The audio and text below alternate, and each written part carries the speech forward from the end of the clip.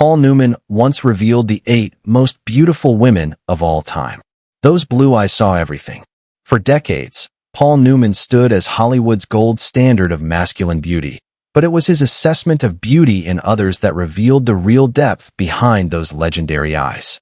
Newman understood women in a way most men simply don't, revealed a longtime friend who knew him for over 40 years. He didn't just see surface beauty. He saw character, intelligence, and the unique qualities that made certain women truly unforgettable. In his later years, after decades of marriage to Joanne Woodward and a career that placed him alongside the most stunning women in film history, Newman occasionally shared private insights about beauty that went far beyond typical Hollywood assessments. Paul was known for his famous quote about fidelity. "Why go out for hamburger when you have steak at home?"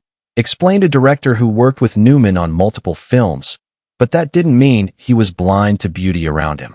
He simply appreciated it differently than most men in Hollywood. What follows is Paul Newman's personal list of the 8 most beautiful women of all time, not just for their physical attributes, but for the qualities that elevated them from merely attractive to genuinely unforgettable. Joanne Woodward, the beauty that kept him home, was always at the beginning and the end of Newman's list. His assessment of the most beautiful women in the world always began and ended with the same name, Joanne Woodward, his wife of 50 years. While Hollywood marriages typically dissolved faster than film in developing solution, Newman and Woodward's relationship stood as a rare exception in an industry built on transient connections. His number one always confirmed a family friend who knew the couple for decades. Paul would talk about other beautiful women in an abstract way, like an artist discussing aesthetics, but when he spoke about Joanne, something in his voice changed. It became more intimate and more reverent. Newman famously explained his lifelong fidelity with the now legendary quip about steak at home, but those close to the couple understood that this shorthand explanation barely scratched the surface of what he saw in Woodward. Her beauty wasn't loud, it was permanent, Newman once said during a rare moment of personal candor. Joanne's beauty revealed itself gradually.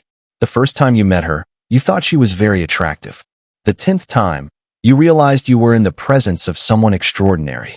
Unlike the obvious bombshell beauty of some of his co-stars, Woodward possessed what Newman described as intelligent beauty, a combination of physical attractiveness, sharp wit, and artistic integrity that created something far more compelling than mere prettiness.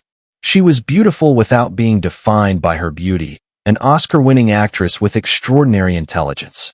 Their marriage faced challenges, including Newman's struggles with alcohol and the devastating loss of their son Scott. But through it all, his appreciation for her beauty, both physical and spiritual, never diminished. Even in their 70s, friends recalled catching Paul looking at Joanne with absolute wonder, not nostalgia for youth, but admiration for who she was at every age. For Newman, Woodward represented beauty that evolved rather than faded. Grace Kelly represented a very different kind of beauty, one defined by quiet elegance.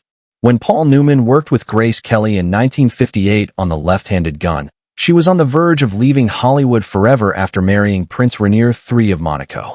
Newman encountered a woman whose presence seemed to exist on a different register. While film sets were typically chaotic, Grace moved through them with remarkable composure. Newman appreciated not just her physical beauty, but her extraordinary self-possession. He once described her as silence in a loud room. Grace didn't demand attention, she simply drew it. Raised with refinement and discipline, she carried an elegance that felt innate rather than performed.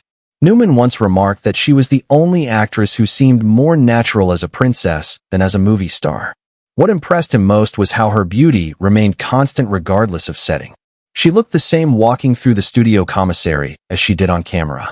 For Newman, Grace Kelly embodied a rare harmony between inner character and outward appearance. Elizabeth Taylor represented the opposite extreme, a beauty defined by intensity and emotional force. Newman encountered Taylor several times over their careers, and what struck him was not only her legendary violet eyes, but the volcanic energy that radiated from her.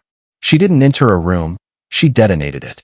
While many beautiful women cultivated distance, Elizabeth demanded engagement. Her beauty was inseparable from her passion, her courage, and her refusal to hide the complexities of her life. Her marriages, health struggles, and public vulnerabilities were all lived openly. Newman respected her authenticity and admired her willingness to age publicly in an industry obsessed with youth. He once said she was the only star who seemed to enjoy growing older. For him, Taylor represented beauty with courage behind it, beauty that burned rather than simply shone. Sophia Loren embodied international glamour and unshakable self-possession. Newman worked with her on Lady L in 1967 and was struck not only by her physical beauty, but by her complete comfort in her own skin. Loren never tried to dilute her Italian identity to fit Hollywood expectations. Her accent, curves, intelligence, and confidence were all proudly on display. Newman reportedly said that every man in the room became irrelevant when she walked in. Her beauty came from certainty, from never seeking approval. She laughed, cried, aged, and transformed on screen without fear. Newman admired that she was an actress first and a beauty second, willing to look disheveled or vulnerable if the role demanded it. For him, Loren represented a European understanding of beauty, one that embraced maturity, depth, and authenticity. Brigitte Bardot represented beauty as rebellion. Though Newman never worked with her directly, he was deeply aware of her impact on cinema. Bardot introduced a raw, undone look that shattered the carefully controlled glamour of earlier eras. She moved as if the rules didn't apply to her. Newman observed that while most beautiful women seemed to ask for admiration, Bardot seemed uninterested in approval altogether. Her beauty felt unfiltered and unself-conscious, as though she had forgotten the camera was there. For Newman, Bardot represented beauty as freedom, a woman whose natural presence reshaped cultural standards without calculation. Audrey Hepburn embodied a completely different kind of beauty, one defined by grace, kindness, and quiet magnetism. In an era dominated by voluptuous figures, her slender frame and delicate features stood apart. Newman was fascinated by how her presence invited attention rather than demanded it. He admired her eyes, which he said looked like they had seen another world, reflecting both vulnerability and wisdom shaped by her difficult childhood during the war. Unlike many actresses, Hepburn downplayed her looks and focused on humanitarian work. Newman once said she didn't flirt, she floated. Her beauty deepened with age as she dedicated herself to UNICEF and allowed herself to age naturally. For Newman, Hepburn represented beauty as character made visible.